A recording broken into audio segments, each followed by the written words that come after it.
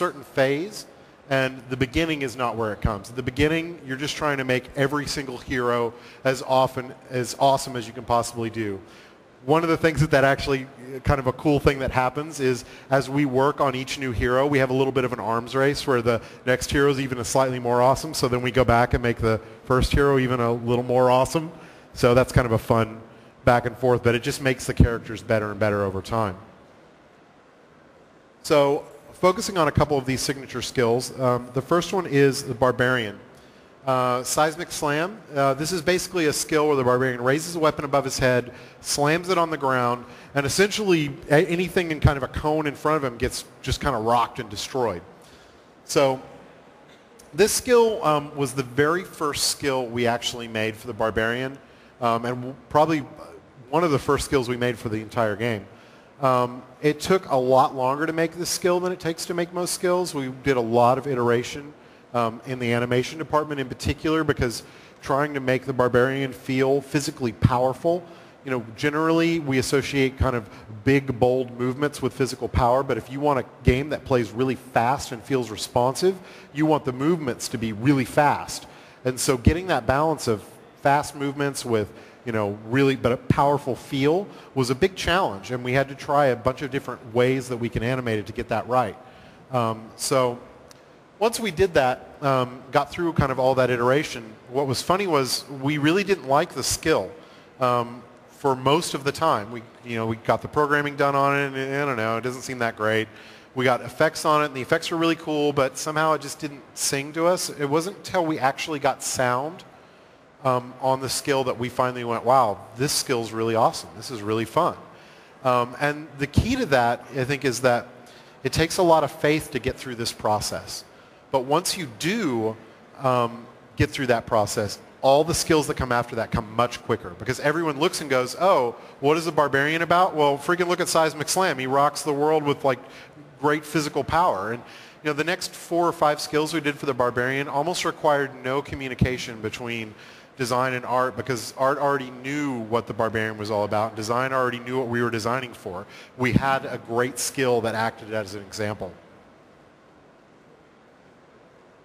So the next one I want to talk about is Witch Doctor, Firebomb, which went through kind of an interesting evolution. One of the first skills we did for the Witch Doctor, and originally it was more like a fireball spell.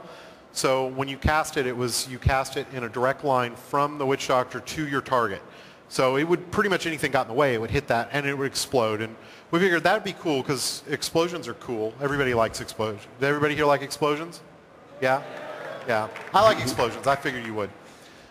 So the problem was, it wasn't really a problem. I mean, it's a cool skill, but we've all seen it. And what the artist came back and said was, well, we didn't really imagine the Witch Doctor like this guy. We imagined him actually with his magic being more physical. So we thought maybe he would be concocting some kind of crazy magical alchemical thing, stick it inside a skull, and that would be the bomb. That would be what would explode. And once it was a physical projectile, which designers thought, well, that sounds really cool, let's do that.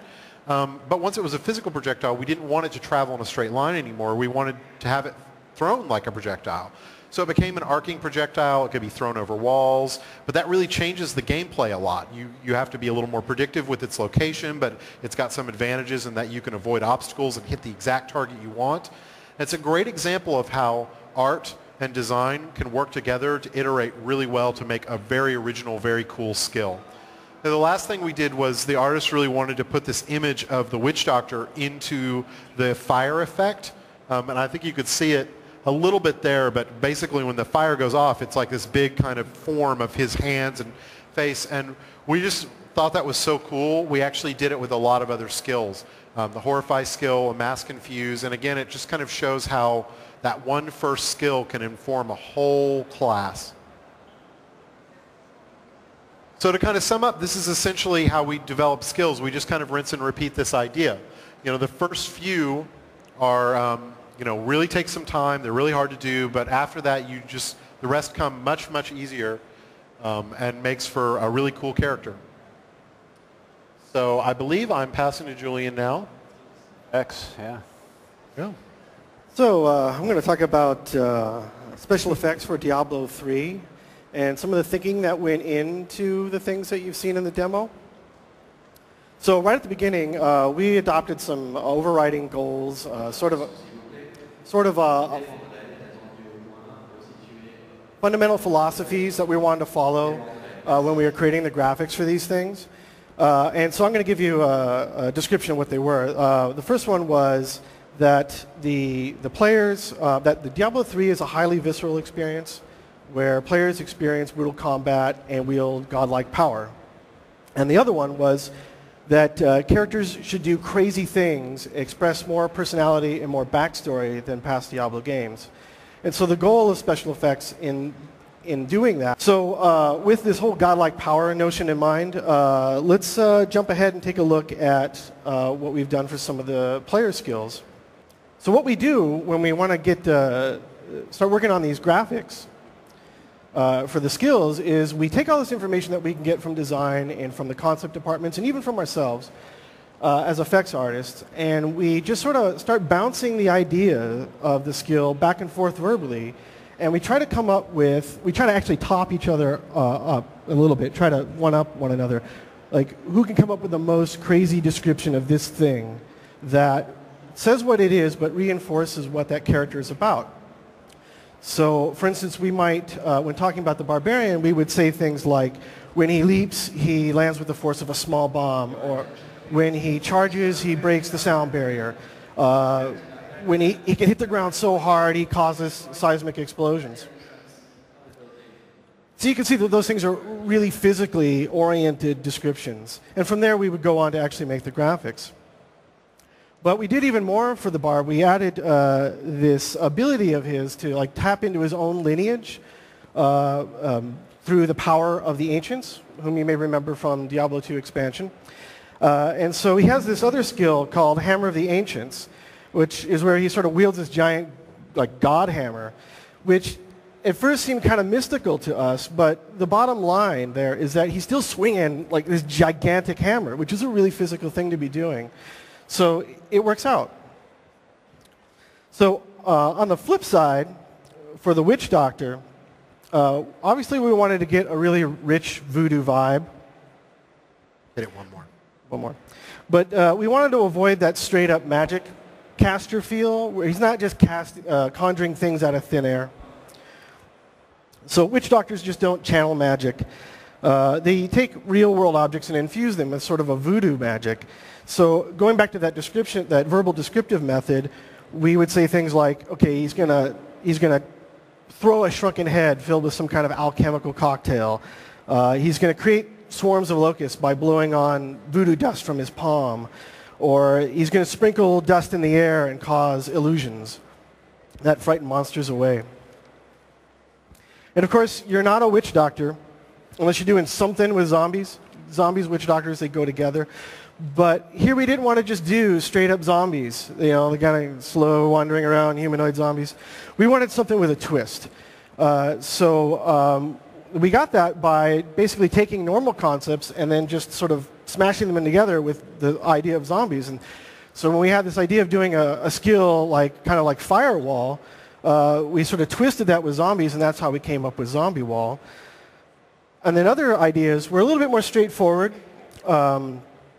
So we got this idea that, if a man's best friend is a dog, then a witch doctor's best friend is sort of this zombie dog thing, which is what became the mongrel. And the only thing better than a zombie dog would be an exploding zombie dog, so we blew them up. So that kind of takes care of our godlike power. But the other side of our brutal combat equation is that if heroes need crazy effects to punch up their personality, that monsters also need really insane impact effects as well. So to start off, we focused on just impacts alone. You're going to hit monsters a lot in this game, and you're going to see a lot of blood because of that. And we didn't want the blood to get too monotonous, so we started out by just making a ton of different kind of blood sprays. And then Diablo is a game where there's all sorts of kinds of damage, and you need to be able to get an idea when you're hitting somebody which kind of damage is actually happening on that monster. So we made different impact effects for each of the damages. We have at this point, fire, cold, lightning, poison, and a new kind of damage called arcane.